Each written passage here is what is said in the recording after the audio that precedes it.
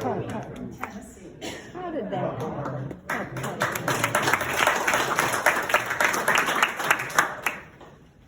Anybody else on this side?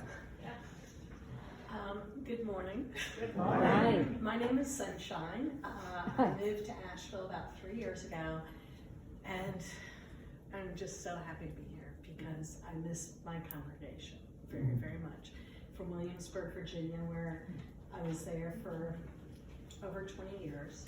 My 28-year-old, I guess I joined 28 years ago, and I now know that she is my ultimate spirit guide, and she brought me to Asheville so that I could meet River. All right. I'm calling myself River. My actual name is David. I originally from New York City, have spent 30 years practicing law in the Adirondack Mountains so that I could pay for other fun things like the fact that I'm a licensed canoe river guide in New York State. Wow. And like playing on the rivers around here. For two people, we have 2 canoes and a kayak. So really enjoy cooking.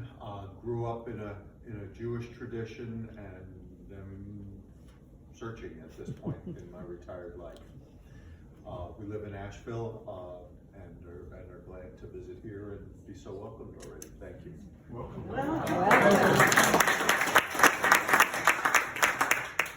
Any visitors or people over here who want to get up and say good morning? Okay. You know, we know who you are. We have your numbers, we have your address. Okay. So you know. No, we thank you. We really do. I want to say this early, and this is UUism. Mumbles and grumbles about how long our joys and concerns are taking. So, this happens once a year. Sometimes they're a little long. For those of you who are long-winded, check yourself. For those of you who are impatient, check yourself. But remember, it's right here. So as long as people are following those guidelines, it's all good. But again, if your point is well taken, we want to be brief, but we also, we don't have that many rituals, and this is a ritual. So, hopefully we won't have this conversation until 2023.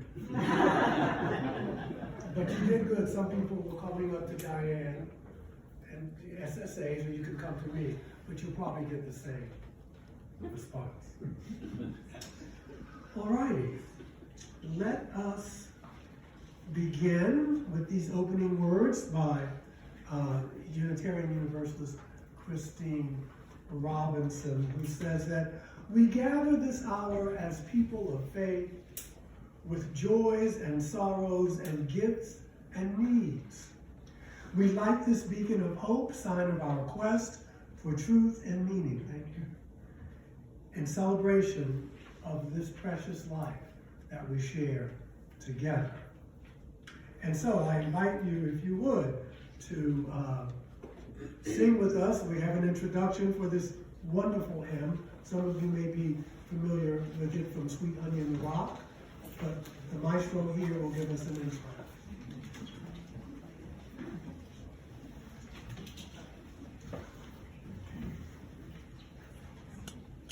All right, so we're using the turquoise book, and there's extras here if you need it.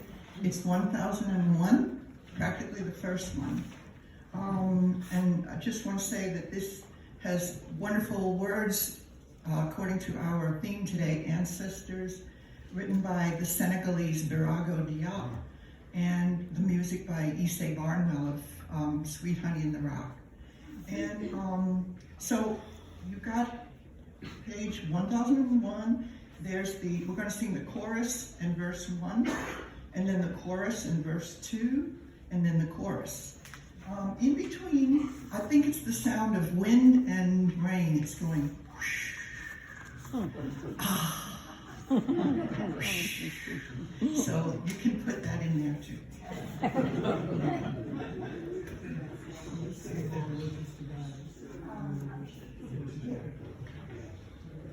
Please rise as you are willing and able, and let's give this a shot. I'm gonna wake you up this morning.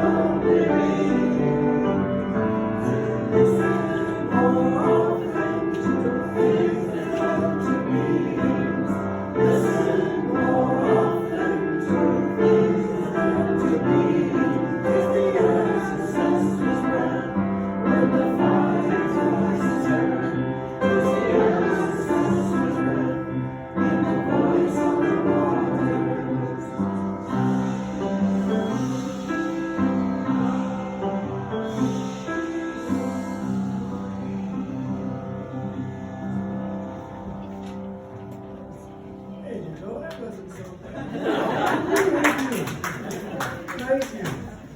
Very good. Very, very good.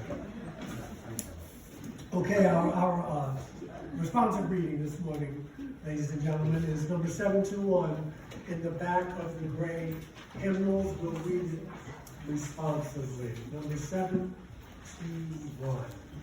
It's called They Are Still With Us. In the struggles we choose for ourselves, in the ways we move forward in our lives and bring our world forward with us.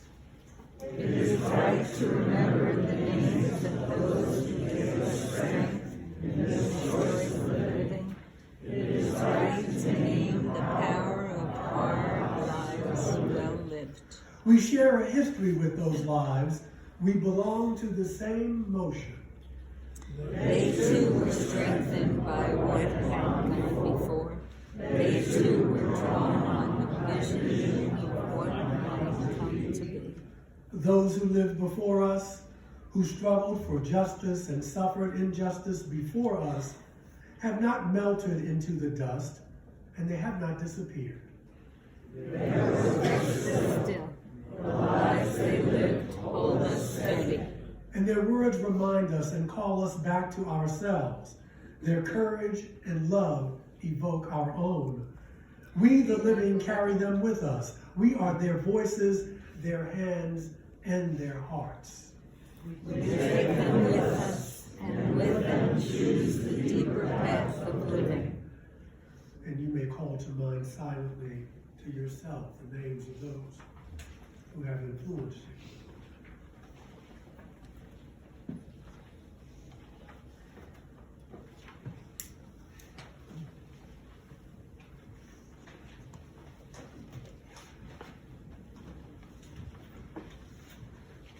It's second Sunday, so we have our special guest today, Andy Gwynn, who's performed for us. We've enjoyed it immensely before. He's a North Carolina native who grew up in Eden, North Carolina, went to Davidson College with a BA in English, lived in Black Mountain since 1983. Now he's retired from the NC Department of Juvenile Justice, worked at Camp Woodson, a wilderness program for youth, multi-instrumentalist, singer-songwriter, and founded the worship band at the 9:30 service at the Black Mountain Presbyterian Church. So oftentimes he'll play there and then run over here and play. Been there this morning. Double duty, but it's just, like I said last time, it's just right down the street.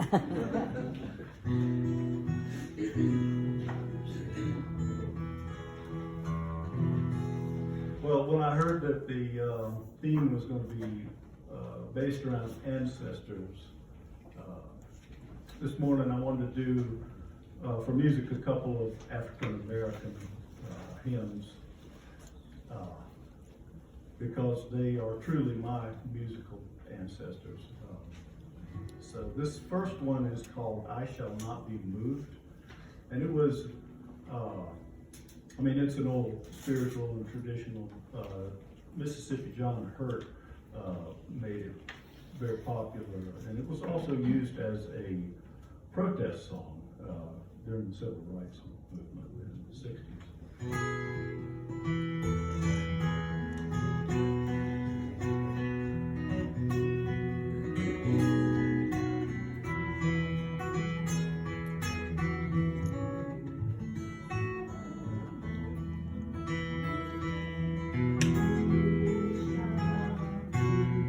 Yep, you know it. I shall not be moved. I shall not be moved, just like a tree that's planted by the water. I shall not be moved. I'm on my way to heaven. I shall not be moved.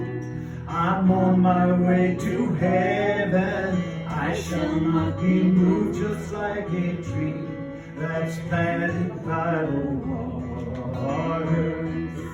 I shall not be moved. Oh, preacher, I shall not be moved. Oh, preacher, I shall not be moved, just like a tree that's planted by the water. I shall not be moved.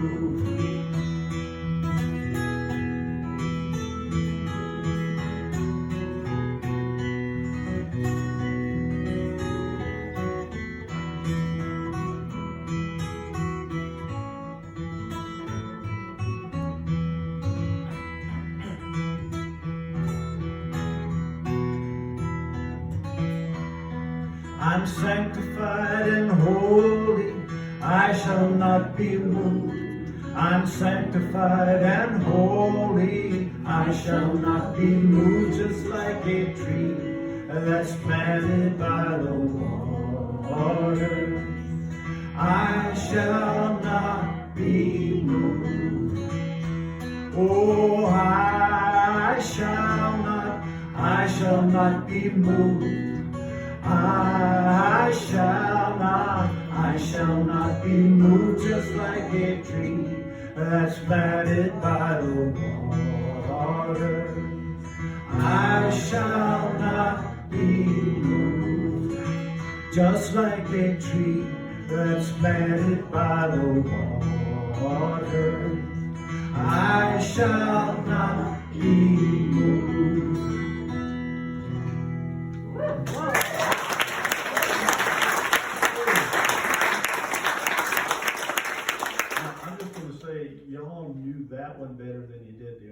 This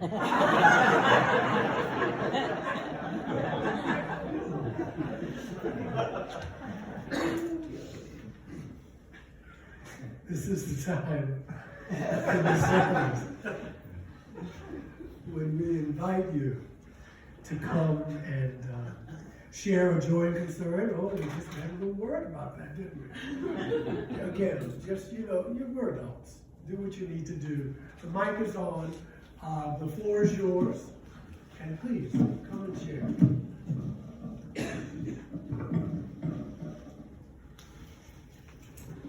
Okay, as my former boss used to say, clock is ticking. I want to celebrate Ancestors Day. 2 years ago, yesterday was the last time I saw my dad. He had been locked down due to COVID, and my brother and I were able to go up once and see him 2 years ago yesterday. And he passed away in August of 2020 at age 103. He was absolutely a wonderful dad and a really wonderful man, and he's still with me every day. The other joy is I got to see my cousin Bobby Hood, that's his real name, for the first time since the COVID lockdown the other day, and he had lymphoma at age 50 and survived with a bone marrow transplant. And he was in the hospital in January. They told my brother who went up to see him, I had COVID time, so I couldn't, that his kidneys were toast and they were going to keep him comfortable for the next week or two. And Bobby's now driving his truck, working on cars, spreading love, and liberal. He's the most liberal man in Tennessee. So anyway, it's absolutely a joy to see him.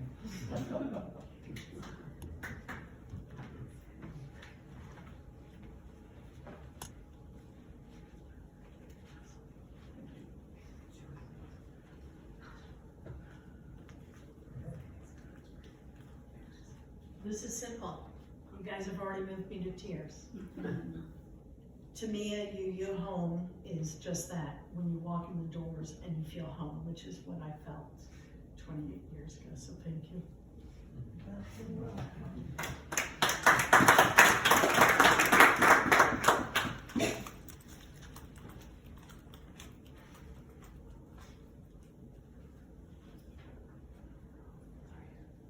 Hi, my name is Joy.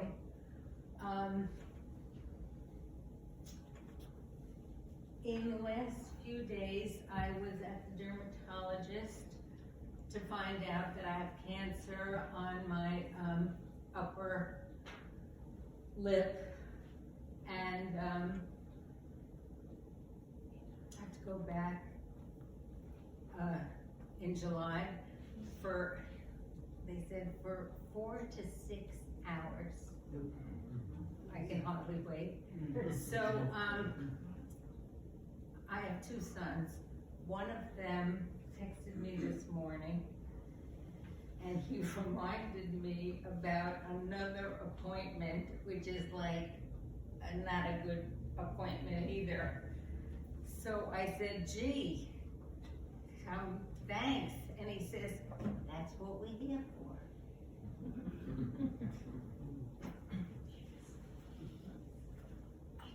Hello, I'm Chris, and I have a joy for anyone who loves musicals and musical theater. There's a young man up for a Tony tonight named Miles Frost, 22-year-old from Baltimore, Maryland. And he's simply amazing. I saw it 3 times. And when he sings Man in the Mirror, it just gave me so much hope and for change and positive things in the future. So thank you. So root for Miles Frost tonight in Penn. I'm lighting a candle for joy because 2 of our good friends just joined this church last Sunday, Susan Moore and Alan Maddox, who are right back there. So please welcome them as new members.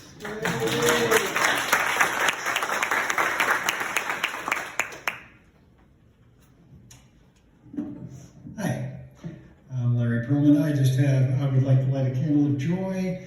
Last Sunday after our wonderful service, I went and participated in a storytelling event at White Horse Black Mountain with 2 of my other storytelling friends. Some of you were there, thank you very much. It was a great joy to be back up in front of people again at the White Horse. Thanks.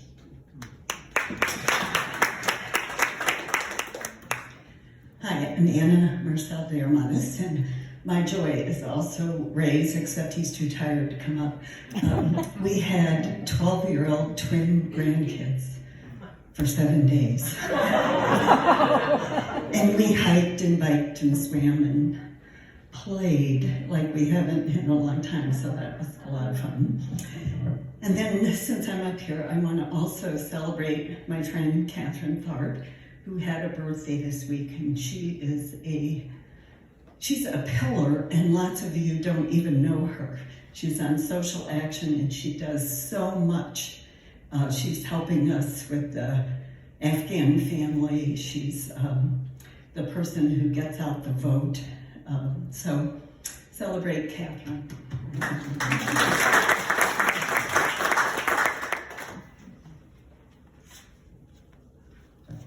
To tag on to that one, woo, that's a hot mic. A little bit further. My daughter, who lives 5 houses down on 4th Street, recently made me a granddad for the first time. So, I'm very happy about that. Juniper Jean Garrity was born on May 14th.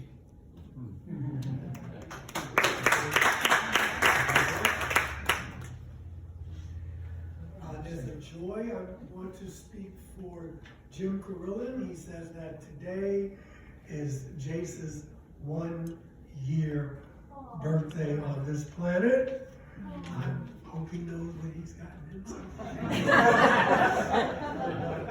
Once you sign the contract, you gotta fulfill it. So, wow. I want to thank you for being brief, and to, we'll do it again next year, but this is a very, very important ritual. The larger churches have modified it because, these churches, some of them are so big that you can't have 30 people come out. It's one of the few rituals we have, but we just ask you to just be mindful. Thank you, Diane. Would you like that for Jim? No, I'm doing it. Yes. For those of you who did not come up, we have all your information. And no, seriously, we keep you in our thoughts and prayers. And we thank you for being here and for sharing. This is life. These are the slices of life that we hear, the ups, the downs, the joys, the concerns, the sorrows, and they're important. So for those of you who, for whatever reason, did not want to come up, we got you. We got you. So, want to do a meditation, and as usual, we will have our time of silence. I had to leave to pick up the bad jokes that I have to tell you. The survey, I left them on my desk. Oh, no. So, yeah. But in the meantime, in between time, please center yourselves as you see fit. And let's be still. We each have our own way, of course, of entering into meditation, becoming centered and quiet within. So let us pause now to become still, and let's take the time to reflect on the content of our lives. For the fullness of life which blesses us with bounty and beauty and unexpected boons, we give thanks. For beloved friends and colleagues and members of our families who bring love into our lives, we give thanks. We lift to awareness the names and faces of loved ones for whom we have concerns both near and far away. And as we see their faces, may we discover how our lives may intersect with their lives more creatively. May our loved ones be sustained in health and hope. Many of us have suffered disappointments during the week. We are in pain. We may be downcast in spirit. We may have difficult decisions to make. We may have regrets of things we left done and undone. We may be angry at ourselves or others. We lift to awareness our very personal yearnings and our desires and our needs. May we be open once again to the graciousness of life. May we renew our hope. May we be forgiving and forgiven, sustained in health, reconciled in one another, and restored in spirit, because for us, and not for all, but life has been good and glorious, and we give thanks for this life, because it has not been good. It's not been good for everybody. We do not take that for granted. There is no guilt in living a good life. But for whom much is given, much is expected. In the name of that love which flows from eternal sources, in and through us, astounding us and transforming us, we say, so be it, and so it is.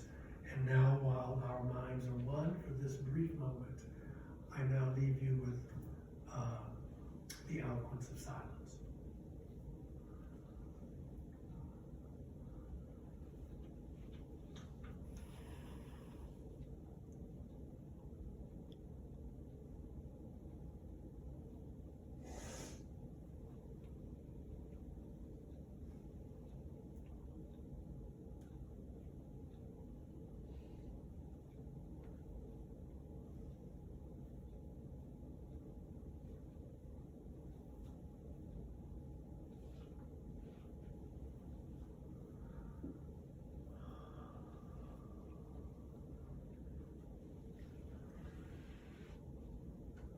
And so it is. I'm only one, but still I am one. I cannot do everything, but I can still do something. And because I can't do everything, I will not refuse to do the something that I can do. And in that spirit, we will now collect this morning's offering.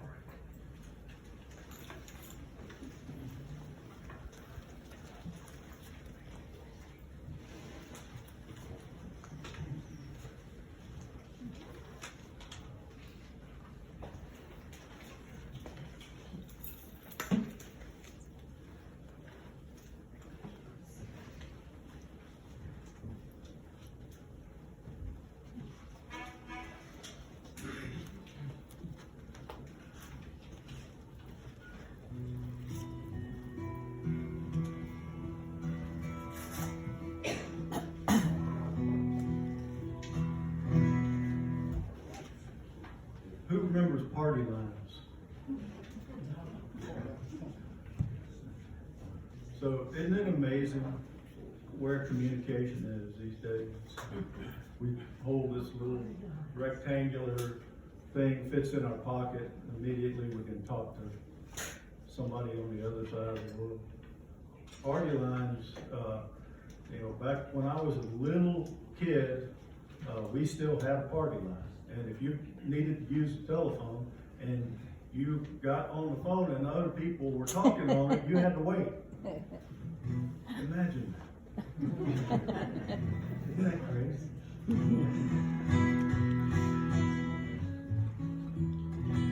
So this song, Jesus on the Main Line, does not refer to Jesus being addicted to heroin.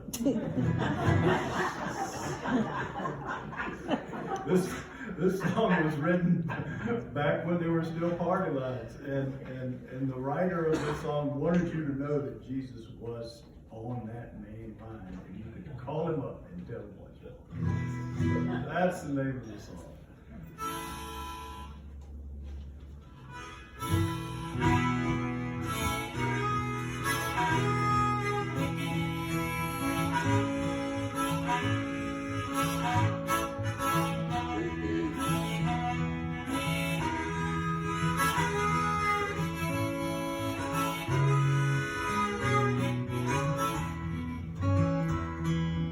Jesus is on that main line. Tell him what you want. Oh, Jesus is on that main line. Tell him what you want. Jesus is on that main line. Tell him what you want. Call him up and tell him what you want. His line ain't never busy. Tell him what you want. Oh, his line ain't never busy. Tell him what you want. His mind ain't never busy. Tell him what you want. Call him up and tell him what you want. Now if you want his kingdom, tell him what you want. Oh, if you want his kingdom, tell him what you want. Now if you want his kingdom, tell him what you want. Call him up and tell him what you want.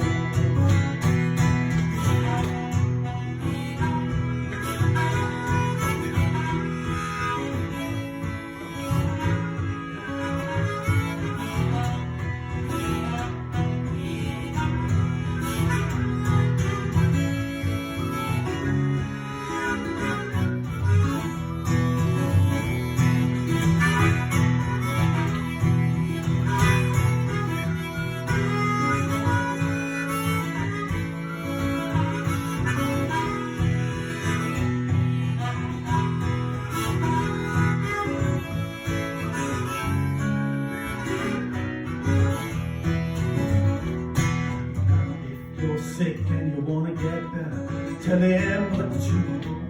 Oh, if you're sick and you wanna get better, tell him what you want. Oh, if you're sick and you wanna get better, tell him what you want.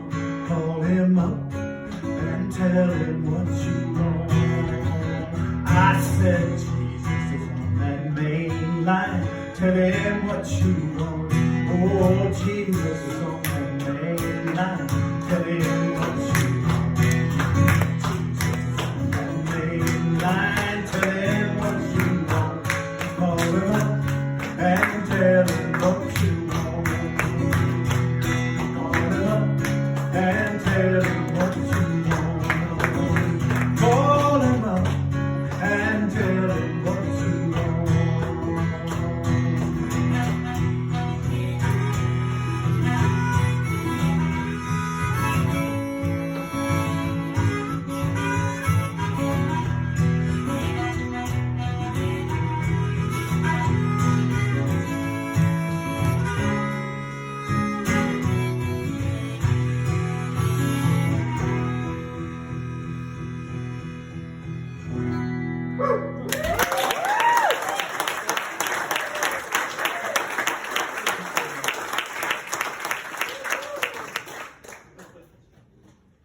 Thank you, Toby. And thank you. And thank all of you for your generosity. Okay. Let's talk about ancestors. Oh no, let's talk about bad jokes first. So as you know, I like to give you the names of these people who gave me these jokes, so if you have anything to say to them, you can do this. This one is from the Reverend Dr. Larry Perlman. Sam and Abe grew up together, loving baseball. They played Little League Baseball in the Babe Ruth League in high school. And they played college ball together, and even played up to the minor league A level for the Asheville Tours. And when their playing days were over, they continued to talk baseball. They were students of the game. And they read about baseball, and they, of course, watched the games together. When they were 80, Abe said to Sam, we're not gonna be here forever. I mean, we're gonna be dying soon, sometime soon. Isn't that a happy little hummer to start there? Anyway, but it's true, and we should make a pact. Whoever dies first will find a way to come back and tell the other one if there's baseball in heaven. So 3 years later, Abe died. He crossed over. And the next night, Sam was in bed when he heard, "Psst, Sam." Sam. And so he sits up in bed. He jumps up. He says, "Abe, is that you?" He says, "Yes, Sam. I remembered our pact, and I have good news, and I have bad news." And he said, "Okay, well, what's the good news?" He said, "The good news is that there's baseball in heaven." And what's the bad news? You're pitching.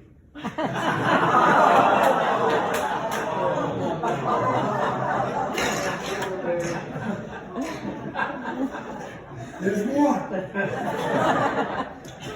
A man lay dying, his wife holding his hand, and they had been through the ups and downs of life together. And he said, "Darling, you have stuck with me through," this is from Linda Metzner, "You have stuck with me through 2 heart attacks, a stroke, prostate cancer, the hailstorm that wiped out the beans, the tornado that blew the roof off, and now this brain cancer. And you know something? I'm beginning to think you're bad luck."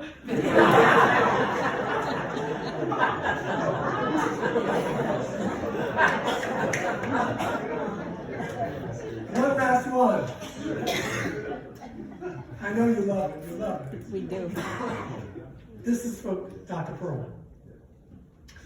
A taxi driver is being admitted into heaven, and he's given a beautiful cashmere robe, golden staff, and silver sandals.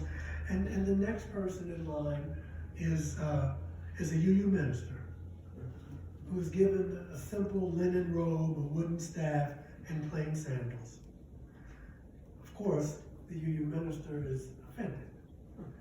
And he says, "Why am I only given these simple things when a mere taxi driver was given such lavish accoutrements?" "Simple," says the gatekeeper. "When you preached, people slept. When he drove, they prayed."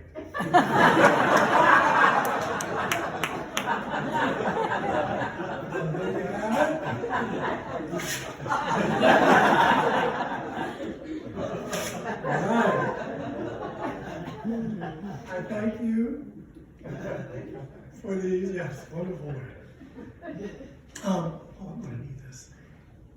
I'm going to go back to the hymn because the lyrics were, and one day I'll bring the CD, or if you can get it, of Sweet Honey in the Rock. It's wonderful. I'm sure you've heard it.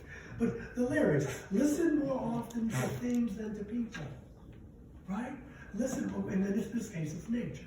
But listen more often to things than to people. It's the ancestor's breath when the fire's voice is heard. It's the ancestor's breath in the voice of the waters. Those who have died have never left. Those who have died have never left. They're not under the earth. They're in the rustling trees. They're in the groaning woods. They're in the crying grass and the moaning rocks. They're not under the earth. Listen more often to things than to beings. Listen more often to things than to beings. Those who died have never left. The dead have a pact with the living. Imagine that. The dead have a pact with the living. They are in the woman's breast. They are in the wailing child. They are with us in our homes. They are with us in this crowd. The dead have a pact with the living. Listen more often to things than to beings. 'Tis the ancestor's breath when the fire's voice is heard. 'Tis the ancestor's breath in the voice of the waters. I'm going to use some poems to get my point across here. There's one I like. I usually do it at memorial services. I hope someone does it at mine. It's anonymous. It goes like this. If I should go while you're still here, know that I live on. I'm vibrating at a different measure behind a thin veil that you cannot see through. You cannot see me, so you must have faith. I long for the day when we both soar together again, both aware of each other. But until then, if you ever need me, just whisper my name in your heart. I will be there. Isn't that beautiful? Yeah. There's a reading in our hymnal, number 720. It's pretty a UU reading. We usually do this for memorial services and what have you. It's called We Remember Them. In the rising of the sun and in its going down, we remember them. In the blowing of the wind and in the chill of winter, we remember them. Don't worry, I'm not going to read the whole thing. In the opening of buds and in the rebirth of spring, we remember them. In the blueness of the sky and in the warmth of summer, we remember them. So long as we live, they too live. For they are now a part of us as we remember them. And so on it goes. You can go back and revisit number 720. The definition of an ancestor is a person, typically one more removed from a grandparent from whom one is descended. And we often hear people talk about, who speak of the wisdom of their ancestors, or keeping the old ways of the ancestors, not just Aboriginal folks, but we hear people talking about that. Our ancestors hold great wisdom because they each lived and learned before us.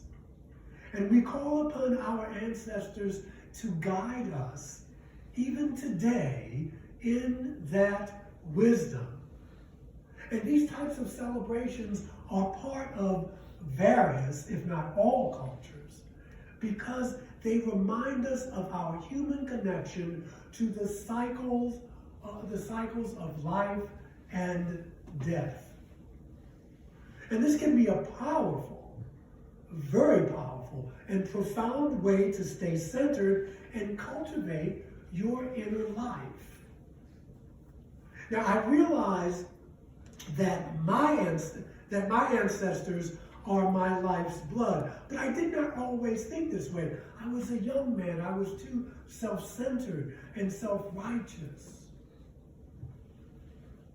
But those days mostly are behind me now. I was too self-absorbed, but sometimes events happen in one's life that force us to remember. The power of remembering ancestors is strong, and it is innate. It is in you. You don't have to seek it. You may have to be reminded of it, but it is in each and every one of us.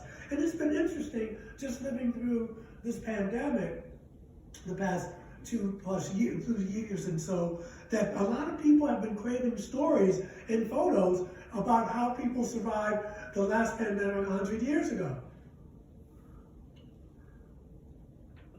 For many of us, not all of us, but for many of us, our family scrapbooks are reminders of our ancestors, aren't they? Some would argue that this would be a mild case of ancestor worship. I don't know if that's true. I think there's a reverence there. We see it in the Shinto religion, where in the West we misconstrue that as worshiping ancestors, but there's a reverence for ancestors. But we love to get those scrapbooks out, especially during the holidays, and tell the stories, and remember those departed, and pass on their legacies. that may be kind of an ancestor worship. Now you may say, yeah, it is, but without the superstition. But I think in most families, we may have one or two stories about our ancestors that could border on the supernatural. I know I do.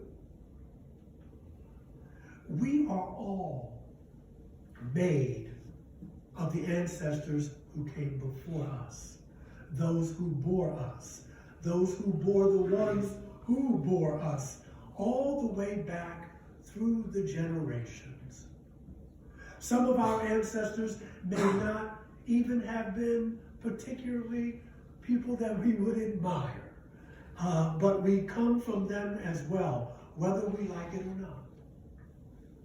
People who are adopted may not know who their blood ancestors are, but we come not only from blood ancestors, but also from people who raised us, who taught us right from wrong, who taught us how to look both ways before we crossed the street, taught us how to tie our shoes. And we are here because of all those teachers who taught us the lessons of life, all those who have shaped our consciousness, sometimes without our even realizing it. I acknowledge that many people, like myself, who have been robbed of knowing who their biological ancestors are, at least many of them, because the link has been broken by slavery. Other links have been broken because of genocide, war, and other forms of displacement. There are also people who've been robbed of their cultural and spiritual ancestors as the past has been ripped away and torn away from them. We'll see this in Ukraine and other trouble spots around the globe.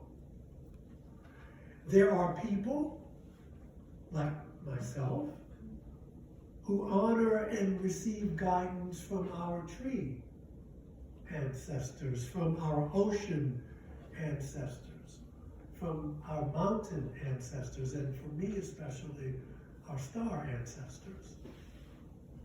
I also came to realize that we can adopt whoever we want as an ancestor. And this means you get to adopt people you admire.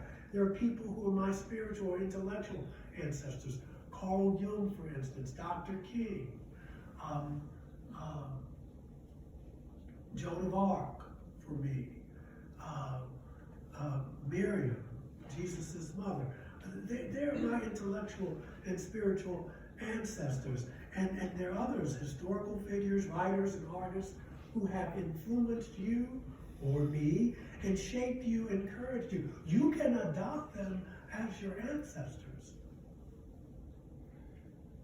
Being a parent myself, at this time in my life, I think sometimes, and I can imagine no greater sorrow than a child's death. And as many of you know, my brother was murdered. And so it seems to be against the natural order of things to outlive your children. And I often think about the pain my stepfather and mother still endure after my brother was murdered. But I think of Marcus Aurelius, and death smiles at all of us. And all we can do is smile back. We honor our ancestors by acknowledging the lives they lived and the sacrifices and joys that they experienced in their lifetimes. As long as the cords of memory shall lengthen, we honor them by remembering them.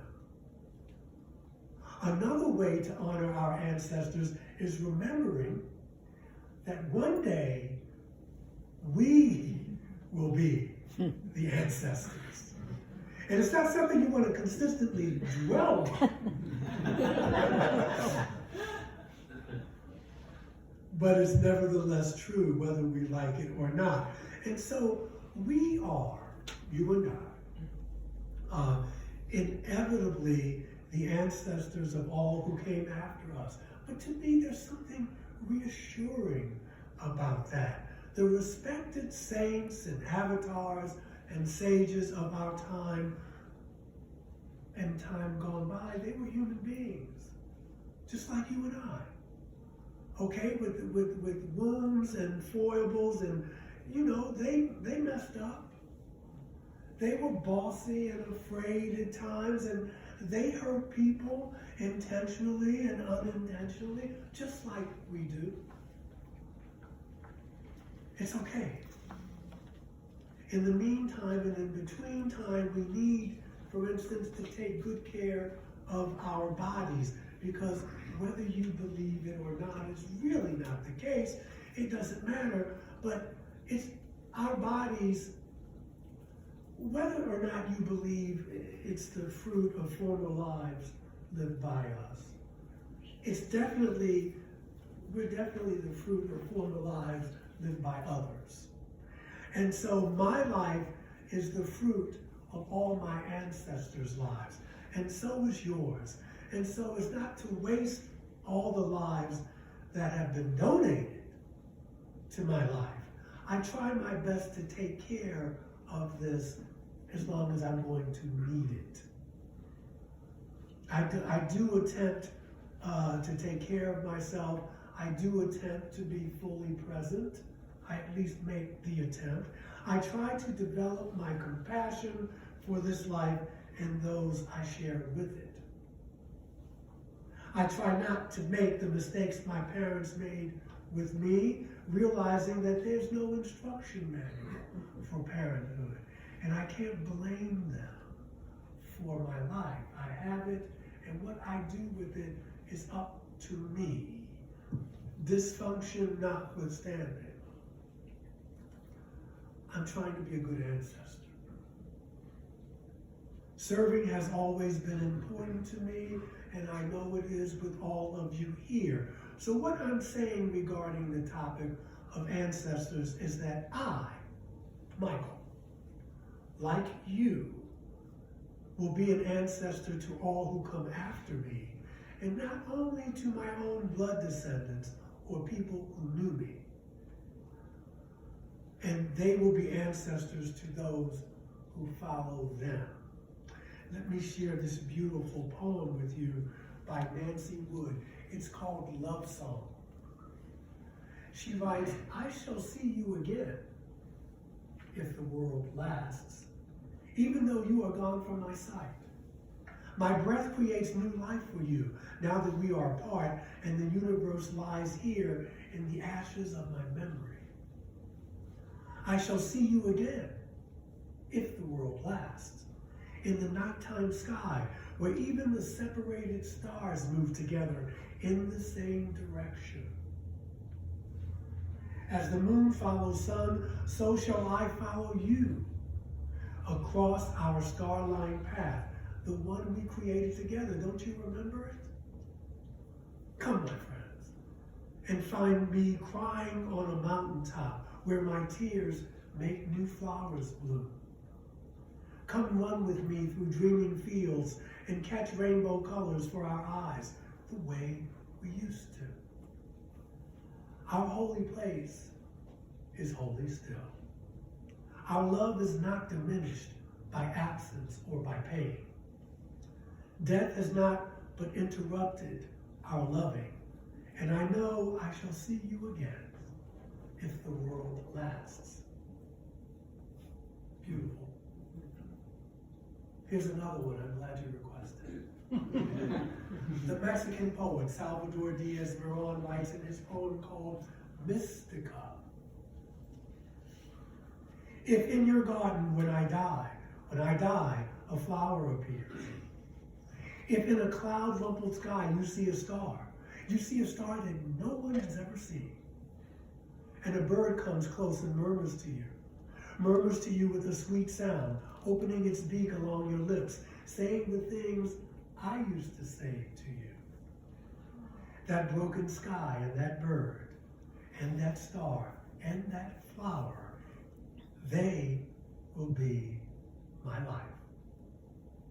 Changed, all changed, according to God's will. They will be my substance under another face. Wing and corolla, coal and mist. They will be my thoughts transformed, odor and air, song and sun. I am a body, When will they bury me?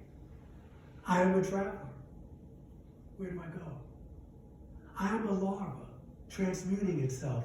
When will God's law come to pass? And oh, my bright children, I become sky and bird, flower and star. Boy, these people are serious. Not Mickey Mouse. So what I'm saying, because it's got to go on. What I'm saying, that books or stories will be recorded. I'm not saying this. What I'm not saying is that books or stories will be recorded about this distinct me in the future by my daughter or possible grandchildren. I'm not saying that. But if it does happen when I'm gone and I happen to get word of it, I'll be deeply touched. What I am saying, I'm saying that time will take me beyond my personal self to join in the river of the continuity of life. And since we will become ancestors after we die, whether we like it or not, or whether we even want to or not, we might as well practice now by loving the people we meet, at least trying, meeting them head on with compassion and tenderness when we can.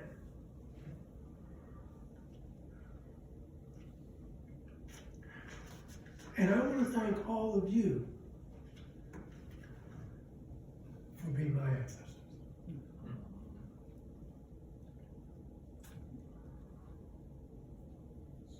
Let's go on. Please join in singing our closing hymn. I cannot think of them as dead. This is another new one. Don't worry about it.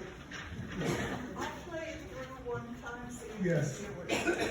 Tried some new things this year.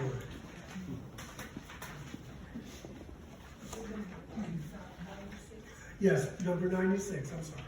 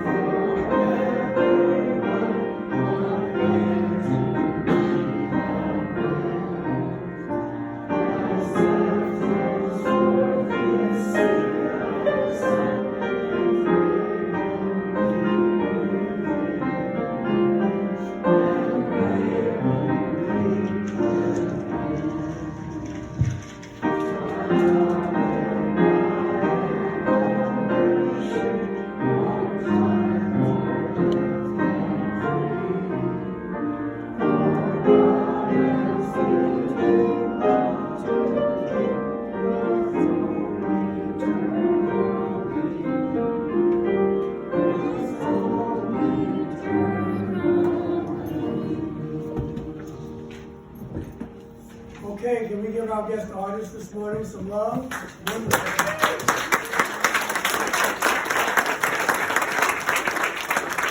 Let's not forget Maestro, Linda.